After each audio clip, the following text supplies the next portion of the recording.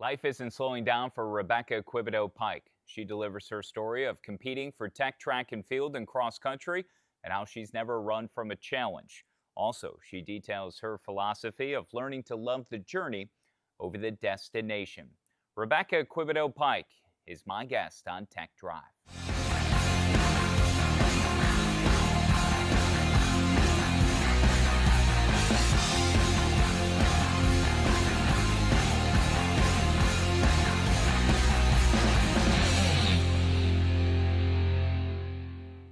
Voice of the Bulldogs, Kyle Schasberger with you, and Tech Drive continues today with Rebecca Quebedeaux Pike. She is coordinator of membership and marketing for the Office of University Engagement and Alumni Association. You're nearing, what, nearly a year. You're two-thirds, really, technically. You started April 4th? Yes, or August 4th, I think. I'm already making the mistake. April and August. See, I put that thought into your mind before we even started recording. August 4th is my daughter's birthday, so I refuse to believe that anybody's going to share that day. But that was your official start date. But you've been here a long time. Yes.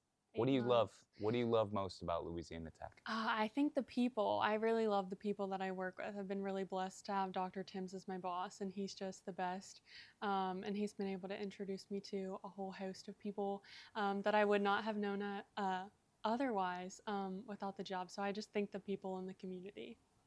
Now, your time here as a student athlete included track and field and cross country, earning 2 degrees. So you've been ingratiated for a number of years. When was it you first came to Tech? When was your freshman year? 2021 to 2022 was my freshman year. Okay. And my understanding is you, as somebody who's grown up in Baton Rouge, you're sort of, it might have been destined to go to LSU, but you decided to follow your now husband, right, to come to school here. And, one thing has led to another, but 2 degrees too. MBA is what you get your master's in. How would you settle in on that aspect? Oh gosh, it was the hardest 4 years of my life, but I don't think I would change anything about it. When I came to college, I actually was starting in biomedical engineering, so I thought it was going to take me the full 4 or maybe 5 to get a degree. Quickly realized that was not for me and switched my major to marketing. And then I didn't even know about the concurrent program until like halfway through my second year. And then I realized I was on track to graduate with my undergrad early. And then I was like, well, might as well get my master's in my 4th year. So that's kind of how that all fell into place. I've been surrounded by so many guests on this program. Not everyone, but like the masters seems like such like a common thread. I'm becoming more and more motivated with everybody I talk to. So thank you. You are continuing to like inspire me to try and pursue that. And I've had some discussions, with people behind the scenes. So I need to run that out and see when I can find the time to do that. But you prioritize what is important. Has it been your role with the Alumni Association and the Office of Engagement? Has it been what you expected it to be? A little bit. I've definitely had to come out of my comfort zone a little bit. I always say that I'm introverted, because technically I think I am, but everybody that I've spoke to has thought I'm an extrovert. But I've definitely had to push myself at the events that we do to, go up and talk to people, just really get out of my comfort zone, which sometimes is super unnatural to just walk up to a very important person of the university and have to introduce myself. So that's been a little bit of the unexpected part, but everything else has just been such a good blessing. Describe what it is exactly you do then. Obviously, you've just revealed that you'll do events and have to approach people, but how would you boil down your job duties and your responsibilities on a day-to-day? So my title is technically coordinator of membership and marketing. I work closely with some of our student workers. We do a lot of calling to make other people aware of our membership. So for anybody watching that might not know, we have an Alumni Association membership. Our boss calls our section of the Alumni Association the friend raising. So technically there is a fee associated with membership, but all of that money goes right back into hosting events for our alumni. And we also do things like t-shirts, lapel pins. We have that 1894 magazine as well that we give out to our members. So I work closely with a lot of our alumni as well, trying to put awareness out there about our membership, and also have people connect back to the university in that way. And how might sports tie in? Especially, I'm thinking specifically of like football games. You get Hmm. 6 opportunities Hmm. per year. I imagine it's a big Yes. opportunity to Hmm. flex your muscles. Yes, we host the Argent Pavilion tailgates at all of our home football games. And there I'm usually working our membership table. We'll give out t shirts to our members there who haven't picked up their t shirts for the year. And then we also have a bunch of people come up that ask about membership, what that all entails, what the perks are of that. And so I'll communicate with our alumni about that as well. How do you feel your experience with the university as a student athlete kind of aid your ability to execute the job that you're asked to do? Hmm. Oh gosh, that's a loaded You have question. familiarity. Yeah, yeah, I do have familiarity with the university. I feel like I also have a unique perspective, having come from athletics as well. Um, I feel like I had to push myself out of my comfort zone a lot as an athlete, and so that helps me stepping into speaking with other people. Um, I feel a little bit more confident in my abilities. Um, but coming from that student athlete perspective, I've had to do a lot of hard things, so I always have to remind myself like, you can do this. It's gonna be okay, even if I have to push myself out of my comfort zone. I want to pull on the comfort zone Hmm. aspects. I think psychologically Hmm. that's fascinating. It's something I think about, and I've thought about previous jobs or my journey and what it's taken for me to Hmm. get to this point. And still, you're very young. You got your whole life in front of you, and um, you know to be comfortable being uncomfortable Hmm. is kind of like a good adage to carry with you, knowing that hey, diamonds are made under Hmm. pressure, and I've got to do this. Hmm. The road less taken is often the Hmm. correct one, and you've got to overcome those sort of Hmm. fears maybe that you might have or the introverted ness to yourself. So how have you done that? Like, are you in a corner psyching yourself up? Are you like talking in the car? Are you doing TikToks? Like, what is your procedure in being able to overcome that? Oh gosh, that's also a really hard question. I'm a very faithful person, so I do like to pray anytime I get nervous. But I think I just always have to remind myself that I've done so many hard things. There was a lot of pressure on me as an athlete. I also took 12 hours every single quarter, and so I had to perform under pressure a lot. And so I always just have to remind myself, like, I've done so many hard things. And though I might make mistakes, like, I just have to show up. Like, I just have to put on a smile, and show up and put on the face of the university, to represent them well. Um, and being a part of something that's bigger than myself, always kind of gets me through.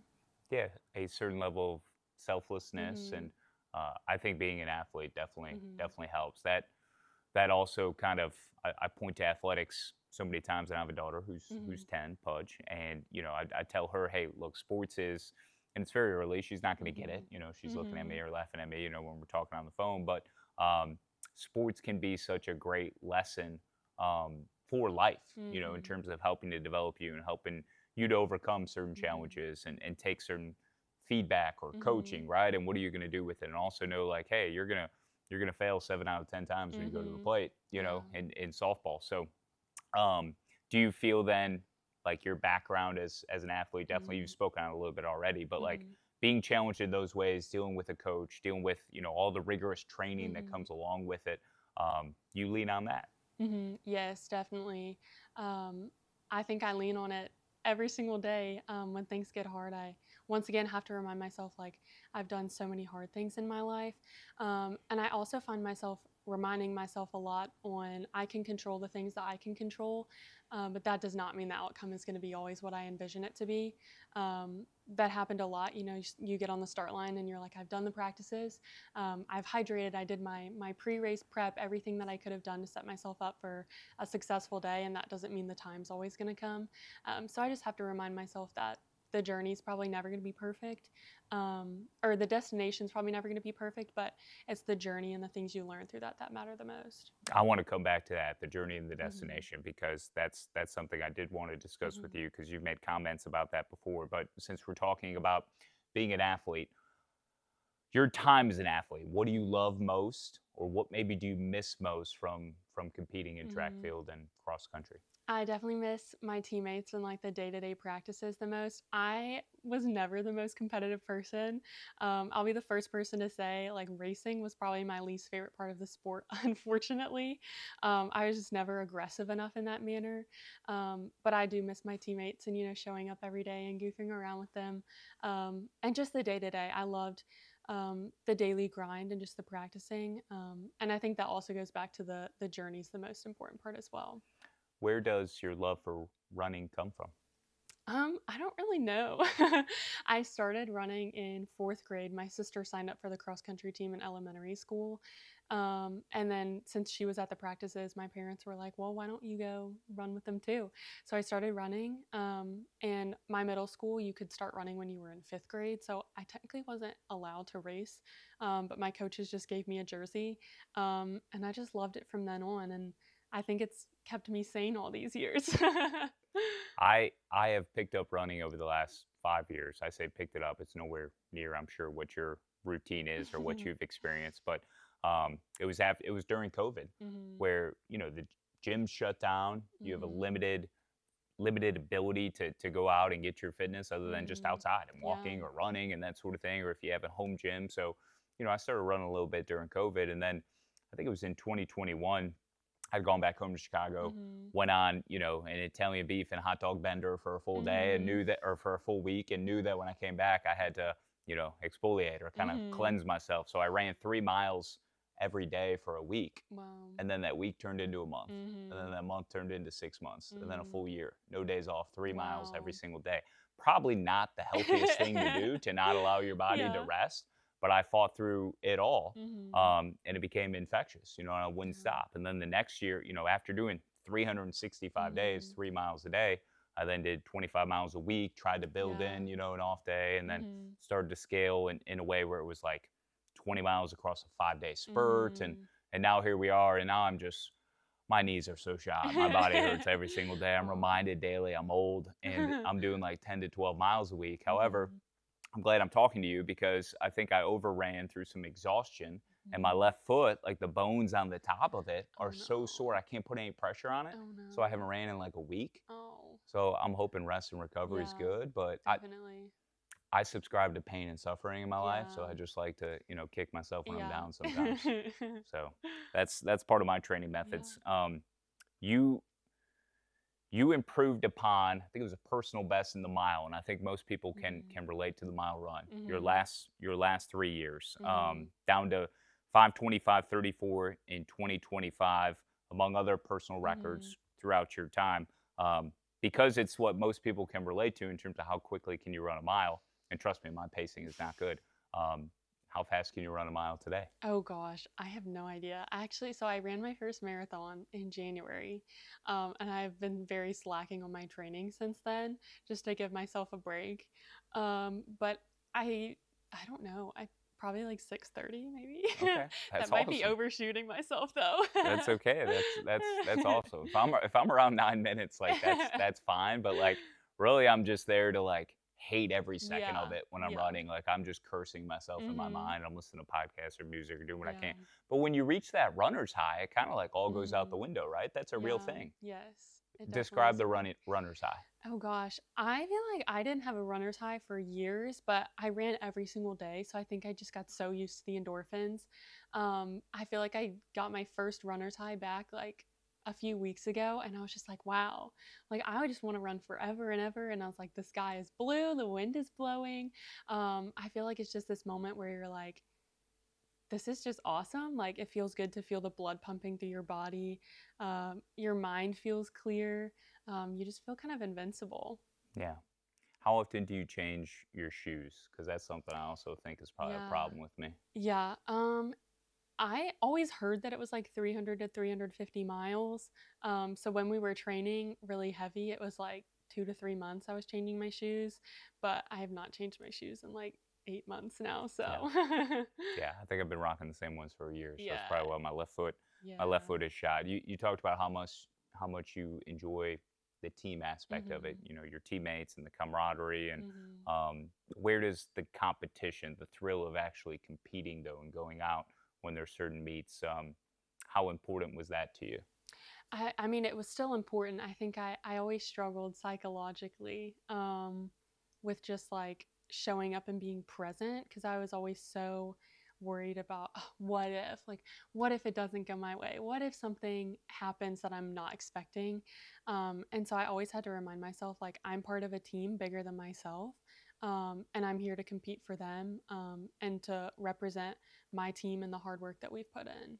And social media, this is my pivot here to social media because I've heard you speak with Gavin Kelly on the Beyond Hmm. 1894 podcast. You know, you've kind of blown up on some posts. You know, Hmm. you've carved up a certain identity, you know, in the Hmm. social space, especially on TikTok, and getting millions of views it can become a competitive thing. Hmm. It can be. It can consume you as you're kind of, you know, trying to, you know, just build that follower Hmm. account and the engagement. But and you've had a few posts, you know, with millions upon views. So Hmm. like it's been done, but competition for you isn't necessarily the way you approach the social media game, Hmm. is it? No, definitely not. I think for a while I was kind of thinking like, oh, if I post something this way, it's likely to get more views than this way. But I kind of had to take a step back from that and just realize like social media is meant to be fun. Like I should be posting things or I should be like creating things out of enjoyment and creating things that I like or capturing memories that I'm like, oh, I would like to look back on that. And if I can make a video out of that, great. But if I can't, that's okay.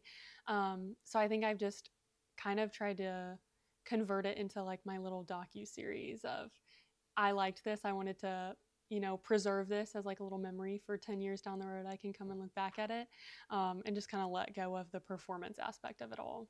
Yeah, so the things pop off organically, Mm-hmm. right? And you don't Yes. want it to appear as a chore Mm-hmm. that you're trying to Yes. force people or force feed people with certain Mm-hmm. content and just check a box, and you're Mm-hmm. trying to maintain a certain cadence or Mm-hmm. rhythm or routine.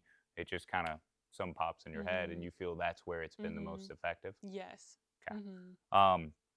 A master's in business administration. Now I'm going to Mhm. go back to kind of what we were talking about Mhm. off the top with your social media chops. So I know can really vault you into a space that you aspire in terms of a business owner, Mhm. which I've seen you write and reveal about before. I know the league had done like a little feature on you, I think 2 years ago, almost 2 years ago.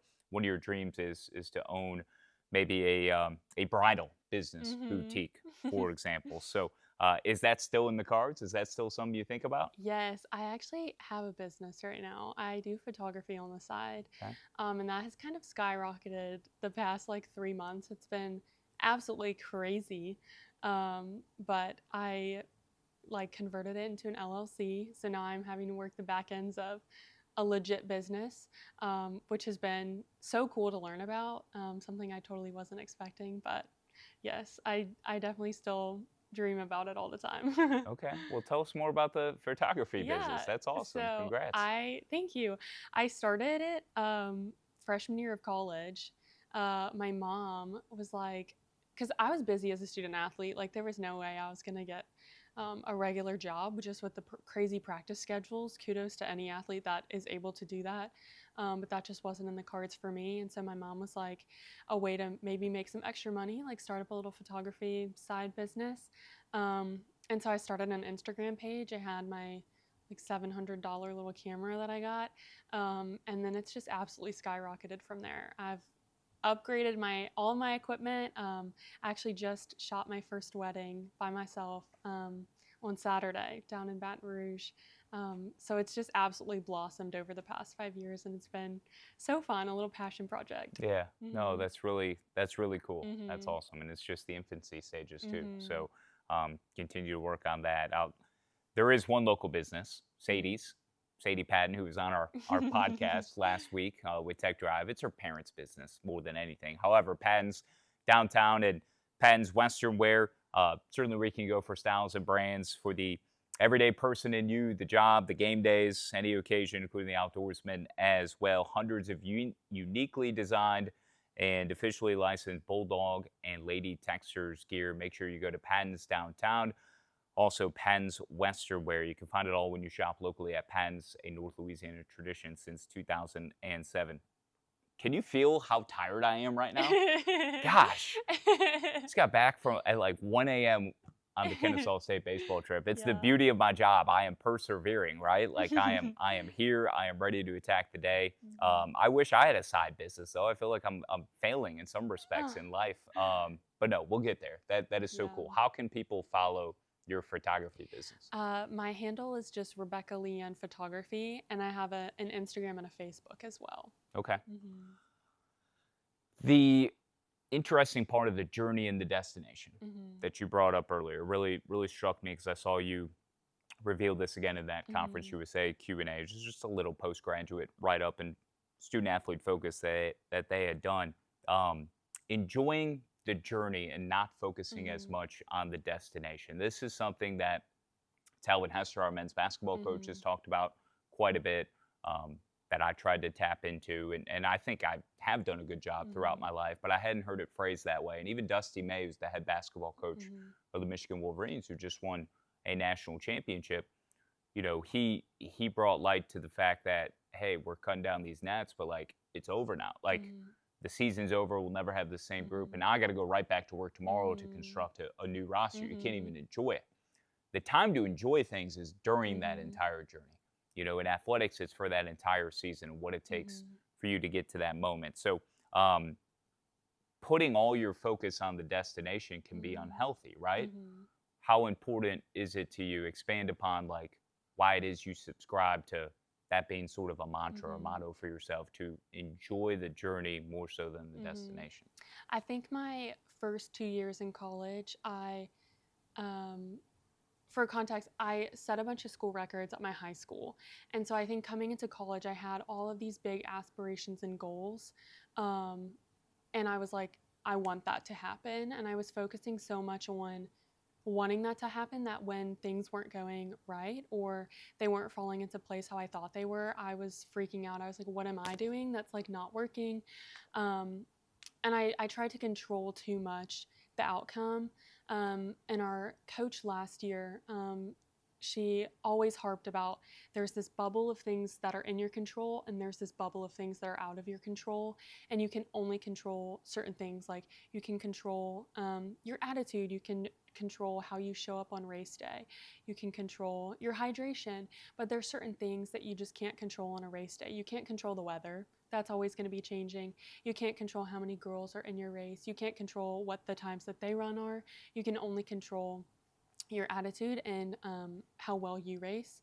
And so sometimes that outcome just isn't what you expect it to be. And I found a lot of peace in that. And I've had to remind myself too that the season of life that I'm in now is not going to be the season of life that I'm in forever. And so I better soak up all the moments that I can while I have them. No, that's beautiful. Is that Coach Mack? Yes. Her office and Brian's even are Yes. right down the hallway Mm-hmm. from me in the field house.